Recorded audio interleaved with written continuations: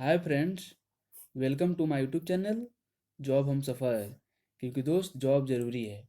जैसा कि दोस्त आपने थंबनेल में देखा, आज हम बात करने वाले हैं आरपीएफ कांस्टेबल परीक्षा के क्वेश्चन पेपर को देखेंगे। ये ओरिजिनल क्वेश्चन पेपर है दोस्तों।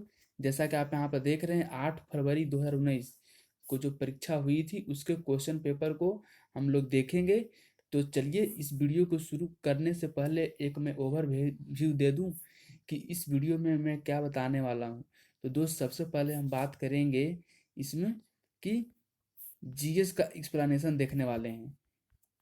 क्योंकि इस जीएस का एक्सप्लेनेशन इसलिए इम्पोर्टेंट हो जाता है क्योंकि आने वाले दिनों में एनटीपीसी का एग्ज़ाम है, आरआरबी एनटीपीसी और आरआरबी जेई का एग्ज़ाम है दोस्तों।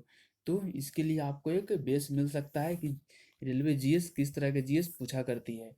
इसके बाद दोस्तों हम लोग देखेंगे कि इसमें कुछ रॉन्ग क्वेश्चंस हैं, तो कौन कौन से रॉन्ग क्वेश्चंस हैं। उसके बाद हम लोग देखेंगे कि कटअप कितना जाएगा दोस्तों ग्रुप सी का। तो आप इस वीडियो पर बने रहिए और वीडियो को लास्ट तक देखिए, क्योंकि इस वीडियो में आप बहुत कुछ सीखने वाले हैं दोस्तों। चलिए, इस वीडियो को शुरू करते हैं। इससे पहले एक छोटी सी रिक्वेस्ट, यदि आप मेरे चैनल पर नए हैं तो इस चैनल को सब्सक्राइब कर लीजिए और अपने दोस्तों के साथ इस वीडियो को शेयर कीजिए और लाइक कीजिए दोस्तों। चलिए, तो हम लोग चलते हैं पहले क्वेश्चन की ओर। पहला क्वेश्चन कहता है दोस्तों, डेमोक्रेसी शब्द कहाँ से लिया गया। देखिए दोस्त, डेमोक्रेसी शब्द ग्रीक से लिया गया है। ये ग्रीक वर्ड है डेमोक्रेसी, ठीक ना। लेकिन आपको एक चीज़ यहाँ पे दिख रहा होगा, एक जो ग्रीन से लिखा हुआ है वो आपको रेलवे दिया है उत्तर, ठीक है दोस्तों। और जो आप यहाँ पे डॉट लगाए हो वो तो आपका उत्तर है। यदि दोनों यदि मिल जाए, यानी कि जो ग्रीन है डॉट है दोनों एक ही हो जाए, तो आंसर आपका राइट है, अदरवाइज आंसर आपका गलत है दोस्तों। तो आप देख सकते हो। चलिए, तो डेमोक्रेसी शब्द लिया गया है, क्या एक ग्रीक शब्द है। इसके बाद देखते हैं कि वैक्यूम में यात्रा करने वाले प्रकाश की गति क्या होती है, यानी कि लाइट है जो वैक्यूम में किस स्पीड से चलती है। तो दोस्तों 3 × 10⁸ की स्पीड से चलती है। चलिए आगे हम लोग देखते हैं क्वेश्चन नंबर 3। कहता है कि निम्नलिखित में से कौन भारत के रक्षा बलों का सर्वोच्च कमांडर है। तो हम लोग जानते हैं कि सबसे हेड कौन होते हैं, राष्ट्रपति। राष्ट्रपति के बाद फिर तीनों सेना का सेना अध्यक्ष होता है दोस्तों। तो सबसे ऊपर कौन हो गया, सर्वोच्च कमांडर राष्ट्रपति हो गए। तो ऑप्शन सी इसका सही हो जाएगा दोस्तों। आगे हम लोग देखते हैं कि निम्नलिखित खिलाड़ियों में से कौन सा खिलाड़ी बिलियर्ड्स स्नूकर के साथ जुड़ा हुआ है। तो दोस्तों हम लोग जानते हैं पंकज अडवाणी जी हैं जो बिलियर्ड्स खेल के काफ़ी जाने माने हस्ती हैं, इन्हें हर कोई जानता है। चलिए आगे देखते हैं हम लोग, निम्नलिखित में से किस प्रकार का राशन कार्ड भारत के सबसे गरीब लोगों को दिया जाता है। देखिए दोस्त, यानी वैसा राशन कार्ड जो सबसे गरीब लोगों को दिया जाता हो, तो दोस्तों वो है अंत्योदय कार्ड। अंत्योदय कार्ड में है कि आपको 1 रुपये आपको केजी चावल और 2 रुपये केजी आपको गेहूँ, इस तरह से मतलब बहुत ही कम प्राइसेस में आपको मिलती है दोस्तों। क्योंकि बीपीएल कार्ड में भी है, तो बीपीएल कार्ड में आपको थोड़े महंगे मिलते हैं और एपीएल कार्ड में तो ये खाद्यान्न मिलते ही नहीं है दोस्तों। भारत सरकार के द्वारा उन्हें राशन कार्ड तो मिलती है, लेकिन उसमें सिर्फ उन्हें कुछ चीज़ों ही मिलती है, कुछ चीज़ें ही मिलती है, लेकिन राशन कार्ड में आपको खाद्यान्न जैसे गेहूँ चावल नहीं मिलती है। तो इसका राइट आंसर हो जाएगा दोस्तों अंत्योदय कार्ड। सबसे मतलब कि गरीब को मिलता है भारत में अंत्योदय कार्ड। इसके बाद हम देखते हैं कि कौन सी नदी है जो डेल्टा नहीं बनाती है दोस्त। तो हम लोग जानते हैं कि गंगा तो डेल्टा बनाती है, गोदावरी भी डेल्टा बनाती है और कावेरी भी डेल्टा बनाती है। तो आपका मांडवी एक नदी है, वो डेल्टा नहीं बनाती है। चलिए आगे देखते हैं हम लोग, निम्नलिखित में से किस मंदिर को ब्लैक पैगोडा के नाम से जाना जाता है। तो ब्लैक पैगोडा काफ़ी फेमस क्वेश्चन है, इसे हम लोग को जानना चाहिए दोस्त। यह है जो सूर्य मंदिर को बोला जाता है ब्लैक पैगोडा। चलिए आगे देखते हैं, खाली स्थान छोटे गुब्बारे के आकार की संरचनाएं हैं जो तथा जो श्वसन तंत्र में क्षुद्रतम मार्ग है। तो दोस्तों अल्वियोली अल्वियोली है जो रिस्पायरेटरी सिस्टम में ही क्या है, एक ऐसी संरचना है जो कि एक क्षुद्रतम मार्ग है, यानी कि सबसे मतलब स्मॉल इसको बोल सकते हैं अल्वियोली। ठीक है दोस्तों, बस इस अल्वियोली का इसी तरह स्ट्रक्चर होता है हमारे रिस्पायरेटरी सिस्टम में, जैसा कि हम लोग जानते हैं। चलिए आगे हम लोग देख लेते हैं, निम्नलिखित में से कौन सा खेल और स्पोर्ट्स में जिपिंग इवेंट्स के अंतर्गत आता है। तो दोस्तों जंपिंग इवेंट्स। तो जंपिंग इवेंट्स वहीं आएगा, किस में आएगा, 100 मीटर स्पीड्स में, या फिर बांस कूद या फिर आपको डिस्क थ्रो या फिर शॉर्ट पुट में दोस्तों यहाँ पे जंपिंग करा, जंपिंग कहाँ होगा, कूद होगा। तो आप लॉजिकली सोच सकते थे कि बांस कूद है उसमें, यानी कि पोल वॉल्ट, उसमें ही आपको जंपिंग इवेंट्स का शब्द का प्रयोग होता है। चलिए आगे देखते हैं क्वेश्चन नंबर 10 कि दो अलग अलग देशों के रूप में भारत और पाकिस्तान के तहत अलग अलग हुए। तो ये किसके तहत हुए? तो 1900 से भारतीय स्वतंत्रता अधिनियम 1947 के अंतर्गत भारत और पाकिस्तान एक एक दूसरे से अलग हुए थे, और उस वक्त के वायसराय थे लॉर्ड माउंटबेटन दोस्तों। चलिए भारत को संविधान खालिस्तान तारीख को अपनाया गया। तो भारत का संविधान है जो 26 नवंबर 1949 को अपनाया गया था दोस्तों। चलिए आगे हम लोग देख लेते हैं निम्नलिखित में से इसका उपयोग बोरेक्स जैसे सोडियम घटकों के निर्माण के लिए किया जाता है। तो बोरेक्स का आप जैसे ही जानिएगा उसका केमिकल फॉर्मूला दोस्तों, तो आपको पता चलेगा कि उसमें धुलाई का सोडा एक घटक का निर्माण होता है। चलिए आगे हम लोग देखते हैं कि मयूर सिंहासन यानी कि तख्ते ताउस, ये उर्दू शब्द है तख्ते ताउस, जो मयूर सिंहासन है किसके काल में बनाया गया था? तो दोस्तों ये है जो शाहजहां के समय काल में मयूर सिंहासन बनाया गया था। फिर आगे देखते हैं मंत्री परिषद का प्रमुख कौन होता है? तो मंत्री परिषद का सबसे प्रमुख कौन होगा? Prime minister. तो इसका आंसर डी हो जाएगा दोस्तों, राइट आंसर। आगे देखते हैं हम लोग विंबलडन ओपन 2018 पुरुष एकल खिताब किसने जीता? तो दोस्तों विंबलडन ओपन 2018 पुरुष एकल खिताब है जो नोवोक नोवाक जोकोविच ने जीता है दोस्तों। चलिए आगे हम लोग देख लेते हैं भारत की राजधानी दिल्ली से कलकत्ता कब स्थानांतरित हुई? तो दोस्तों भारत की राजधानी दिल्ली से कलकत्ता स्थानांतरित हुई है 1911 में। इसके बाद हम लोग देखते हैं कि नास्तिक स्टेट से क्या अभिप्राय है? नास्तिक नास्तिक का मतलब होता है क्या? जो धर्म को नहीं मानता हो। आस्तिक मतलब जो धर्म का मानता हो। तो यहाँ पे आपको धर्म विरोधी प्रोटेस्ट बाद या सभी धार्मिक एकेश्वरवादी इब्राहिम धर्म। तो दोस्तों नास्तिक स्टेट का मतलब ही होता है धर्म विरोधी। इसका राइट आंसर होगा धर्म विरोधी। इसके बाद हम लोग देखते हैं कि सबसे छोटी रक्त वाहिकाओं में एक कोशिका मोटाई की दीवार होती है जिसे क्या कहा जाता है? तो उसे हम लोग केशिकाएं बोलते हैं दोस्तों। इसका राइट आंसर हो जाएगा केशिकाएं। इसके बाद देखेंगे हम लोग, और मैं एक चीज़ बता दूं, जिस क्वेश्चन में थोड़ा डिस्कशन करने लायक रहेगा मैं उस क्वेश्चन का डिस्कशन कर दूंगा, अदरवाइज सिर्फ उसका आंसर ही बोल दूंगा। चलिए तो आगे हम लोग देखते हैं कि निम्नलिखित में से कौन सा कार्यक्रम प्राथमिक स्वास्थ्य, प्राथमिक शिक्षा, ग्रामीण आश्रय, ग्रामीण पेयजल, ग्राम विद्युतीकरण जैसी बुनियादी सेवाओं के लिए राज्यों के अतिरिक्त केंद्रीय सहायता प्रदान करता है? तो दोस्तों ये आपका प्राथमिक स्वास्थ्य के लिए, प्राथमिक शिक्षा के लिए, प्राथमिक ग्रामीण आश्रय के लिए और ग्रामीण पेयजल और ग्रामीण विद्युतीकरण के लिए जो केंद्र सरकार के द्वारा एक स्कीम चलाई जा रही है, वो स्कीम का नाम है दोस्तों प्रधानमंत्री ग्रामोदय योजना। तो इसका राइट आंसर होगा दोस्तों बी। क्योंकि हम लोग जानते हैं अंत्योदय योजना कहा था, अंत्योदय योजना में क्या करता है कि सरकार गरीबों को अन्न देती है। इसका हम लोग देख लेंगे आगे। जो स्वर्ण जयंती ग्राम स्वरोजगार योजना थी, इसमें क्या है रोजगार मिलता है लोगों को। और प्रधानमंत्री जनधन योजना, इसमें क्या है कि बैंक अकाउंट लोगों को खुला है। लेकिन इसमें क्वेश्चन में कह रहा है कि जो प्राथमिक शिक्षा दे, प्राथमिक स्वास्थ्य दे, ग्रामीण आश्रय दे और ग्रामीण पेयजल और ग्राम विद्युतीकरण जैसी बुनियादी सेवाओं में कौन सा स्कीम चलाया गया? तो दोस्तों इसका राइट आंसर होगा प्रधानमंत्री ग्रामोदय योजना है। फिर आगे देखते हैं कि राष्ट्रीय योजना समिति की स्थापना कब हुई?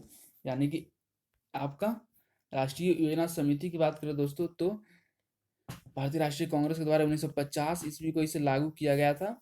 चलिए आगे देखते हैं हम लोग कि डीएनए का एक खंड जो प्रोटीन को जानकारी प्रदान करता है, उससे उस प्रोटीन को क्या कहते हैं? तो उस प्रोटीन को हम लोग जीन बोलते हैं। काफी इंपॉर्टेंट क्वेश्चन है दोस्तों। आगे हम लोग देखते हैं कि दो पक्षों जब दोनों पक्ष एक दूसरे की वस्तुओं को बेचने और खरीदने के लिए सहमत हो तो उसे क्या कहा जाता है?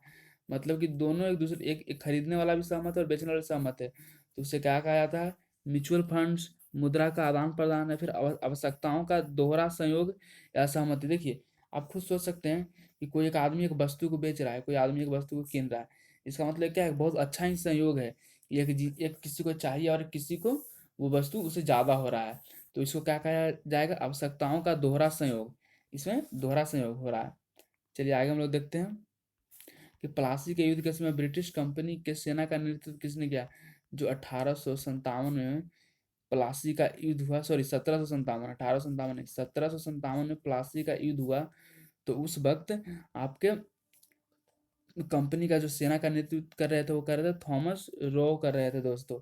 फिर आगे हम लोग देखते हैं खिलाफत आंदोलन निम्नलिखित में से किस आंदोलन से जुड़ा है। तो खिलाफत आंदोलन है जो आपको सविनय अवज्ञा से नहीं बल्कि असहयोग आंदोलन के साथ जुड़ा हुआ है दोस्तों। चलिए आगे देखते हैं हम लोग कि क्वेश्चन नंबर 25, 1895 में महात्मा गांधी ने किस देश में नटाल कांग्रेस की स्थापना की। तो दोस्तों ये दक्षिण अफ्रीका में महात्मा गांधी जी ने नटाल कांग्रेस की स्थापना की थी 1895 में, यानी कि भारत आने से जस्ट पहले, क्योंकि भारत उन्होंने 1915 में आया था। विश्व में किस संविधान की शुरुआत प्रस्तावना से की गई है। विश्व में भारत का संविधान है, उसका जब भारत का संविधान आप देखिएगा सबसे पहला पेज प्रेम्बुल है, भारत की प्रस्तावना है। और उस प्रस्तावना को यदि आप पढ़ लीजिएगा तो भारत के संविधान के अंदर कौन कौन सी चीजें लिखी हुई होगी, भारत का संविधान किस तरह का है, हर चीज उसके प्रेम्बुल से ही दिख जाता है दोस्तों। चलिए आगे देखते हैं कि पंचायती राज आमतौर पर भारत के स्थानीय स्वशासन की प्रणाली को संदर्भित करता है। खालिस्तान में से एक संवैधानिक संशोधन द्वारा प्रारंभ किया गया। दोस्तों देखिए 1992 में एक संवैधानिक संशोधन हुआ था, उसमें पंचायती राज आमतौर पर भारत के स्थानीय स्वशासन प्रणाली में संदर्भित करता है। मतलब इसमें आपको 1992 में ऐड कर दिया गया दोस्तों इसे, और ये पंचायती राज एक स्वशासन प्रणाली को संदर्भित करने लगा उसके बाद दोस्तों, उस संवैधानिक संशोधन के बाद। चलिए आगे हम लोग देखते हैं। और आपको जानिए पंचायती राज गांधी जी का एक बहुत बड़ा सपना था, वो सपना पूरा हुआ जब ये लागू हुआ तब। और निम्नलिखित में से किस बायोस्फीयर रिजर्व जैव मंडल संरक्षित को यूनेस्को द्वारा बायोस्फीयर रिजर्व का विश्व नेटवर्क पर मान्यता दी गई। तो दोस्तों सुंदरबन ने काफी चर्चित क्वेश्चन था, मुझे लग रहा था कि क्वेश्चन पूछेगा और बिल्कुल इस एग्जाम में पूछा है दोस्तों। तो आप जानिए सुंदरबन जो डेल्टा है उसको मिला है बायोस्फीयर रिजर्व के रूप में एक यूनेस्को के द्वारा एक जैव मंडल संरक्षित क्षेत्र। आगे हम लोग देख लेते हैं निम्नलिखित में से किस ग्रह के चारों ओर वलय होते हैं। वलय मतलब रिंग, उसके चारों ओर रिंग है। तो दोस्तों शनि के चारों ओर रिंग है, पता है आपको, दिखता ही होगा फोटो में, शनि जैसे ही देखते होंगे तो उसके ऊपर एक रिंग स्ट्रक्चर आपको दिखता होगा। इसके बाद देखते हैं किस चोटी शिखर को केटू भी कहा जाता है। तो इसको गॉडविन ऑस्टिन है जो, उसे हम लोग केटू भी कहते हैं। अब तो खैर पीओके में है दोस्तों, ये भारत में नहीं है, पाकिस्तान ऑक्युपाइड कश्मीर में है आपका गॉडविन ऑस्टिन। आगे देखते हैं कि सोना पानी ग्लेशियर भारत के निम्नलिखित में से किस राज्य में स्थित है। तो सोना पानी ग्लेशियर है जो हिमाचल प्रदेश में स्थित है दोस्तों। फिर आगे देखते हैं कि शुष्क मिट्टी वाली भूमि भारत के निम्नलिखित क्षेत्रों में पाई जाती है। शुष्क मिट्टी, आप सोच सकते हैं शुष्क मतलब कहाँ, राजस्थान एरिया वाला, कुछ हरियाणा का एरिया हो जाएगा इसमें इंक्लूडिंग हो जाएगा। तो आंसर क्या दे रहा है, शुष्क मिट्टी। पहला दे रहा है गंगा का मैदान, गंगा का मैदान तो शुष्क होगा ही नहीं। हिमाचल प्रदेश और आपका ब्रह्मपुत्र मैदान, ये तीनों नहीं होंगे। और पश्चिमी राजस्थान का कुछ हिस्सा है जो कि बहुत ही शुष्क एरिड रीजन है। तो इसका राइट आंसर होगा दोस्तों पश्चिमी राजस्थान। आगे देखते हैं हड़प्पा सभ्यता किस नदी के तट पे उभरी थी। तो दोस्तों हड़प्पा सभ्यता सिंधु घाटी सभ्यता इसलिए बोलते हैं, तो सिंधु नदी के तट पे उभरी थी। आगे देखते हैं यंग बंगाल मूवमेंट की स्थापना किसने की थी। This is very important question. Young Bengal movement की स्थापना हेनरी डिजेरियो ने की थी दोस्तों। चलिए आगे देखते हैं हम लोग आज़ाद हिंद फौज को किस नाम से जाना जाता है। तो आज़ाद हिंद फौज को हम लोग भारतीय राष्ट्रीय सेना के नाम से भी जानते थे। चलिए आगे देखते हैं देवदार एक अत्यधिक मूल्यवान विशेष क्षेत्र की प्रजाति मुख्य रूप से किस क्षेत्र में पैदा होती है। यानी आपसे पूछ रहा है कि देवदार जो ज़्यादा कहाँ पाई जाती है। तो देवदार ज़्यादा पश्चिमी घाट में पाई जाती है दोस्तों, क्योंकि पश्चिमी घाट में ये पाई जाती है। नहीं दोस्तों, पश्चिमी घाट पर ये वहीं पाई जाएगी जहाँ पे बारिश कम होगी। आप लॉजिकली सोच सकते हैं कि पश्चिमी घाट नहीं, पश्चिमी घाट में तो बारिश बहुत काफ़ी होती है क्योंकि यहाँ पे माउंटेन है और यहाँ से जैसे ही हवा आती है तो यहाँ खूब बारिश करती है। और आपको देवदार का वृक्ष का होता है उसके जड़ें बहुत नीचे तक होती है। तो आप लॉजिकली सोच सकते होंगे कि जहाँ पे कम बारिश होती होगी। तो कहाँ पे कम बारिश होती है दोस्तों, तो पश्चिमी हिमालय, जो हिमालय का पश्चिमी क्षेत्र है वहाँ पे बारिश कम होती है, इसके लिए देवदार भी वहीं पे ज़्यादा पाए जाते हैं। चलिए आगे हम लोग देख लेते हैं कि बॉल टेम्परिंग के मामले में किस क्रिकेटर ने ऑस्ट्रेलिया क्रिकेट टीम की कप्तानी छोड़ दी थी। हर कोई जानता है, वेरी वेरी इंपॉर्टेंट क्वेश्चन था, हर किसी को पता था जो मैच देखते थे कि स्टीवन स्मिथ को जो कप्तानी छोड़ दिया था जब वो बॉल टेम्परिंग में फंसा था तब। इसके बाद देखेंगे खालिस्तान में से स्थानीय तूफान नॉर वेस्टर्स की बारदोली छिरा के नाम से भी जाना जाता है। तो असम के स्थानीय तूफान नॉर वेस्टर्स को बारदोली छिरा के नाम से जाना जाता है। इसका हम लोग देखेंगे कि पृथ्वी से खनन के लिए अश्क मिट्टी रेत आदि अशुद्धियाँ, जो अशुद्धि होती है इम्प्योरिटी होती है, उसे क्या कहते हैं, तो उसे हम लोग गैंग बोलते हैं दोस्तों। हम लोग 12th में पढ़े थे, तो गैंग इसको हम लोग बोल सकते हैं। आगे चलिए देखते हैं कौन सी दर उस विशिष्ट प्रति वर्ष के प्रति 1000 जीवित बच्चों में से 1 वर्ष की आयु से पूर्व मौत होने वाले बच्चों की अनुपात को इंगित करता है। तो इसको आप बोल सकते हैं शिशु मृत्यु दर। शिशु मृत्यु दर जैसे 1000 बच्चा में वो देखता है कि कितने बच्चे हैं जो मतलब कि मर जाते हैं 1000 बच्चे में से 1 साल के अंदर, तो उसे शिशु मृत्यु दर कहा जाता है दोस्तों। अभी शिशु मृत्यु दर काफ़ी सुधर गया है, क्योंकि भारत में पहले बहुत सारे बच्चे जन्म लेने के साथ ही मर जाते थे, लेकिन अब उनमें काफ़ी बदलाव हुआ है। चलिए आगे देखते हैं विद्युत दबाव के अंतर होने पर ही चालकता के इलेक्ट्रॉन के प्रवाह किस प्रकार का अंतर पैदा करती है। तो आपका पोटेंशियल डिफरेंस क्रिएट करती है। पोटेंशियल डिफरेंस का हिंदी क्या होगा, विभव अंतर। तो इसका राइट आंसर हो जाएगा दोस्तों 1। आगे देखते हैं बेसिलिका ऑफ फेम जीसस एक विश्व विरासत स्थल है, कहाँ में है, तो ये बेसिलिका ऑफ द वेम जीसस, यह आपका है गोवा में दोस्तों। आगे देखते हैं हम लोग निम्नलिखित में से कौन एकमात्र महाद्वीपीय है जिसे भूमध्य रेखा, देखिए आपका भूमध्य रेखा यानी कि इक्वेटर, कर्क रेखा बोल रहा, मकर रेखा भी तीनों गुजरती है। तो ये अफ्रीका से गुजरती है दोस्तों। अफ्रीका जो महाद्वीप है वहाँ पे तीनों तीनों रेखाएं, जो आपका इक्वेटर हो गया, आपका ट्रॉपिक ऑफ कैंसर हो गया, ट्रॉपिक ऑफ कैप्रिकॉर्न, तीनों रेखाएं आपको वहाँ पे से गुजरेगी उस अफ्रीका से, अफ्रीका कॉन्टिनेंट से। चलिए आगे देखते हैं कि स्टील और लोहे को जंग से बचाने के लिए जस्ते और एक पतली परत के कोटिंग करने की विधि को क्या कहते हैं, तो गैल्वेनाइजेशन कहते हैं। गैल्वेनाइजेशन एक ऐसा प्रोसेस है जिसमें मान लीजिए कि एक मेटल सरफेस है, इस पे कोई ऐसा मेटल सरफेस चढ़ा देते हैं जिसका उससे कोरोजन इससे कम हो दोस्तों। तो इसको हम प्रोसेस को क्या बोलते हैं, लोहे को जंग से बचाने के लिए स्टील का कुछ परत उस पर चढ़ा देते हैं, उसे हम लोग गैल्वेनाइजेशन बोलते हैं। फिर आगे देखते हैं भारतीय संविधान के अनुच्छेद 352 से संबंधित है। भारतीय संविधान के अनुच्छेद 352 है जो राष्ट्रीय आपातकाल से संबंधित है दोस्तों। देखिए आपातकाल के लिए 3 अनुच्छेद 352, 356 और 360। 360 आपका हो गया फाइनेंशियल इमरजेंसी दोस्तों, और यहाँ पे आपका 352 हो गया राष्ट्रीय आपातकाल। चलिए आगे हम लोग देख लेते हैं कि राष्ट्रमंडल खेलों 2018 में समग्र पदक टैली में भारत का कौन सा स्थान प्राप्त हुआ। मैं जो एग्जाम देने जा रहे थे मैं उन्हें काफ़ी अच्छे से बताया था कि राष्ट्रमंडल से क्वेश्चन आ रहा है, आप राष्ट्रमंडल पढ़ के जाइए। तो जिन लोगों ने मेरी बातों का ख्याल रखा उनका स्कोर अच्छा आ रहा है। तो दोस्तों राष्ट्रमंडल में भारत का रैंकिंग था जो 3रा रैंकिंग था दोस्तों। चलिए आगे हम लोग देखते हैं कि निम्नलिखित में से कौन सा संगठन ओलंपिक खेलों को विनियमित करता है, तो यानी कि ओलंपिक खेलों को कौन चलाता है, तो इंटरनेशनल ओलंपिक कमेटी यानी कि अंतर्राष्ट्रीय ओलंपिक समिति करता है दोस्तों। चलिए आगे हम लोग देख लेते हैं कि स्पेन को जिब्राल्टर जलडमरू निम्नलिखित में से कौन से देश से पृथक करता है। जो स्पेन का जो जिब्राल्टर जलडमरू है वो मोरक्को देश से उसको क्या कहता है, पृथक मतलब अलग सेपरेट कर देता है। स्पेन और मोरक्को को अलग कर देता है जिब्राल्टर जलडमरू। चलिए आगे हम लोग देखते हैं क्वेश्चन नंबर 49। अनिश्चित काल के लिए संसद के सत्र को समाप्त करने को क्या कहा जाता है, तो दोस्तों इसको बोला जाता है अनिश्चितकालीन के लिए स्थगन। क्वेश्चन नंबर 50 देखते हैं आवृत्ति की इकाई क्या है, तो आवृत्ति की इकाई हर्ट्ज होता है दोस्तों। तो ये तो रही क्वेश्चन जीएस की। आप जीएस के क्वेश्चन को बखूबी देखें दोस्तों, तो एक क्वेश्चन काफ़ी आसान थे। यदि एक स्ट्रेटजी वाइज पढ़ा जाए तो ये 50 में से कम आप 35 से 40 नंबर आराम से स्कोर कर सकते थे, इसमें कोई दिक्कत करने की बात नहीं थी। तो ये तो बात रही जीएस की। अब हम बात करने वाले हैं कि मैथमेटिक्स और रीजनिंग के किस तरह के प्रश्न थे। तो दोस्तों इस वीडियो में मैं सिर्फ इसके क्वेश्चंस को दिखा देता हूँ। यदि आपको लगता है कि मैथमेटिक्स और रीजनिंग का भी एक्सप्लेनेशन करूँ तो आप कमेंट बॉक्स में कमेंट कर सकते हैं, उसके लिए मैं एक अलग से वीडियो बना दूंगा।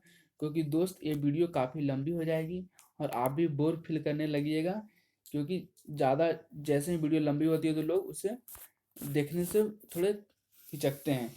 तो चलिए इस क्वेश्चन को आप देख लीजिए, पहले इस क्वेश्चन को सॉल्व कीजिए, और जो क्वेश्चन आपसे न बने या फिर जो क्वेश्चन आपके कन्फ्यूजन है तो उस क्वेश्चन के बारे में आप मुझे कमेंट बॉक्स में कमेंट कर दीजिएगा, मैं उसका सोल्यूशन दे दूंगा या फिर पूरा ही वीडियो का सोल्यूशन आपको बता दूंगा दोस्तों। चलिए देखिए आपको मैं बढ़ा देता हूँ इसे धीरे धीरे, आप इसे देख लीजिएगा। यदि आप चाहते हैं कि इस पीडीएफ को मैं डाउनलोड करूं तो मेरे टेलीग्राम चैनल पे आप जुड़ सकते हैं, वहाँ पे पीडीएफ को मैं डाल दूंगा ताकि आप अच्छे से उसे देख लें।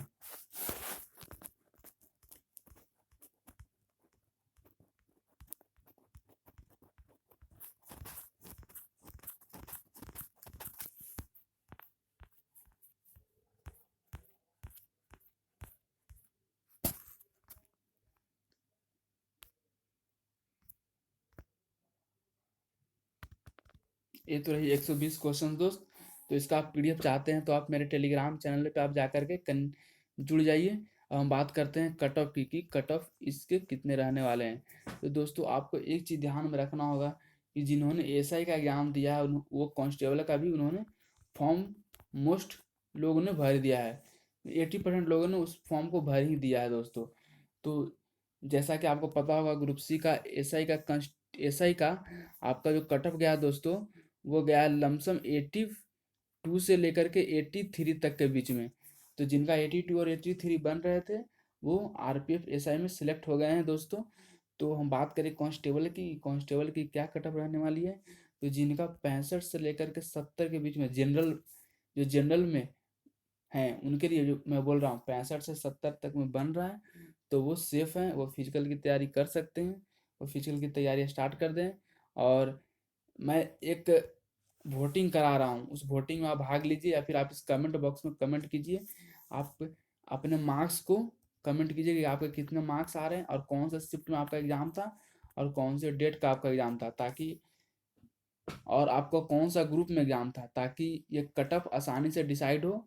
क्योंकि आप ही के कमेंट बॉक्स में जो कमेंट करते हैं उसी से कट ऑफ डिसाइड होता है। ऐसा नहीं कि कट ऑफ जो मन करे वो बोल दें, ऐसा कुछ नहीं होता है। बस हर चीज़ मेरे चैनल पे ऑथेंटिक आता है। तो आप बिल्कुल बेखौफ होकर के, बेहिचक होकर के इस कमेंट बॉक्स में कमेंट कीजिए कि आपके कितने मार्क्स आ रहे हैं, आपके कौन कौन से दिन एग्ज़ाम थे और आपके कौन से जोन में एग्ज़ाम थे। तो thanks for watching this video दोस्तों। जय हिंद, आपका दिन शुभ हो।